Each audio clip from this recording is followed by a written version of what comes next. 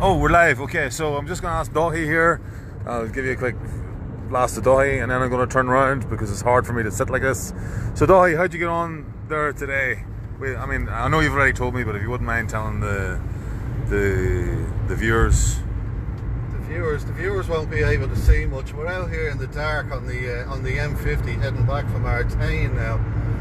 But just to say that my experience today was another great day's canvassing, in the sense that I've had such a positive response from everybody that I spoke to today, and my overall impression is that people are very, very, very responsive, very hungry for the message that we have to give them, because they are so disillusioned now with the main parties that the moment feels like it's finally arrived for us to go and knock on doors and tell people exactly what they've been waiting to hear.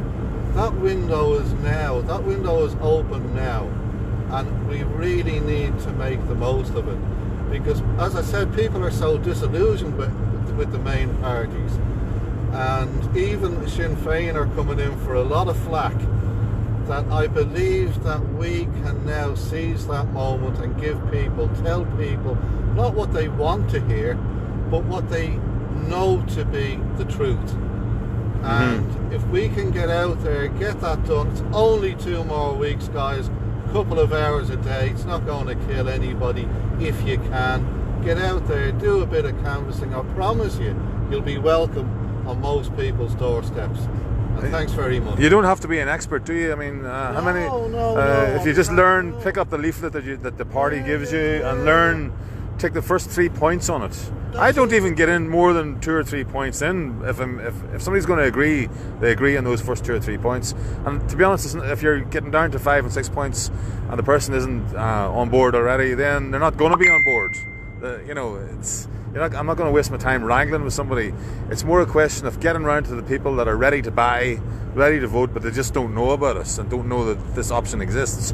Sure, the leaflets are coming in through the doors, but people are busy. They won't read them. They won't sit down and read them. Busy families, busy people, working long hours, long commutes. They need us going to the door. They need that personal touch, going to the door, asking them a few questions about their lives, what they're facing up against, and then giving them 1 or 2 points about what our candidates are standing for and our parties are standing for.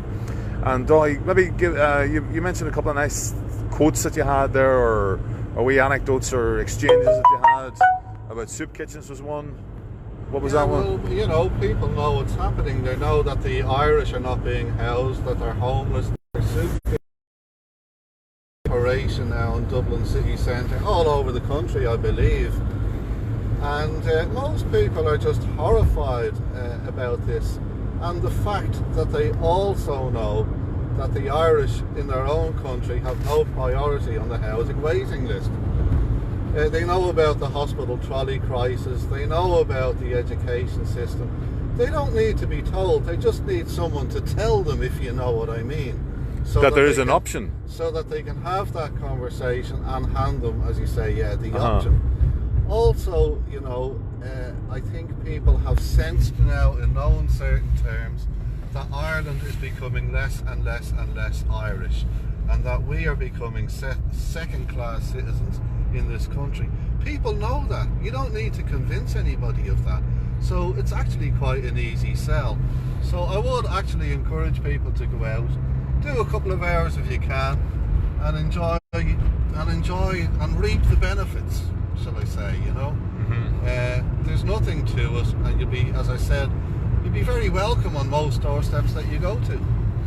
What were you talking about? That time that I took a quick video of you from the back and we couldn't really hear what you're saying? Can you remember what that conversation was about? That was about everything, but that actually, she turned that conversation around, because I don't really get into abortion much, but she turned that conversation around to abortion and was delighted to hear that we're anti-abortion as well. So, we're ticking all the boxes, believe it or not, for an awful lot of people, whereas the other parties, they're not ticking any of the boxes. They're actually afraid to come out and canvass at this stage. So like I said, windows open, the opportunity is it's there. Go and take it if you want it. You were saying that most people were saying that none of the other parties had been round. No, the other parties won't show their faces, and they have been ran. I've been told they've been ran. They've been run out of time. People have told you. Yeah. Oh, was it that woman? She said that she ran every other party off her door. That's right. Yeah, she did. And she was. I was the only one that she entertained. Mm-hmm. And there's some of them started on me because they see the harp and they think it's like Fianna Fáil, right? And they're about to start on me, and then they look twice, and then they look at the leaflet again and see it's not Fianna Fáil. Yeah. And then they have a deep breath and they calm down and they catch themselves a wee bit. Yeah.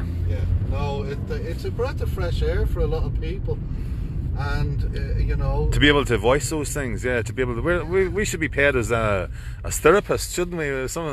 We had to prize ourselves away from some of those conversations. People are feeling very isolated, and they're feeling very, bewildered. And I wouldn't be surprised if that there weren't people who are depressed on their own in their houses, feeling isolated, knowing what's going on, and waiting for someone to just knock on the door and say, "Hey, I know how you feel," and that's what we do. So we could be a little bit therapy like that. 100%. So just bear all of that in mind, and just know that it's a really satisfying afternoon's work if you can do it. Yeah, and in a week and a half's time, we won't have this excuse. You won't have the opportunity to do this because the election will have already happened. It'll be another 3 to 5 years before it happens again. Even when's the next local elections? The locals are in tune. Probably 3 years. So I don't know, but this could be is the big one. This is a big one. Now, okay, if there's an unstable coalition, you never know. There might be another election, but you're crossing your fingers for that. You can't rely on anything. This is the chance. Yeah. This is your golden opportunity, guys. Go and save your country. Amen. Arabu. See if there's any questions. No. Probably everybody's sitting shivering with fear at the thought of going and knocking on the door. Were you nervous yesterday when you knocked on that first door, the first couple of doors? You still got that on? No, yeah. No, well, I was for a little while, yeah. I mean, it all happened so fast that I hadn't even read the leaflet, so. No, but that's the thing, is that the reception was so good that I just got into it instantly. The reception is so good, there's no point, there's no need to be nervous. I just got into it instantly, and it's good for me as well, because I feel as isolated as anybody else when I'm sitting at home thinking about this and just looking at all the bad news on Facebook, all the craziness on Facebook. And it does get people down, and it's nice, for me as a canvasser, to go out and connect with people and know that they exist. They're there, there's loads of us. The worst reaction I got today was somebody handed the leaflet back to me when I said we need to control immigration. Right. Yeah, I mean, that was fair, and she said thank you, and I got one of those as well. Yeah. Okay. And but that was part of. That's out of 100 houses. Yeah, exactly. And it's hardly an abusive exchange, Yeah. So it's not a problem. It's not like they're setting the Rottweiler on you. Exactly. Most people are far nicer than those ghouls that come and counter protest and try and shut us down and try and shut down free speech. Most people are.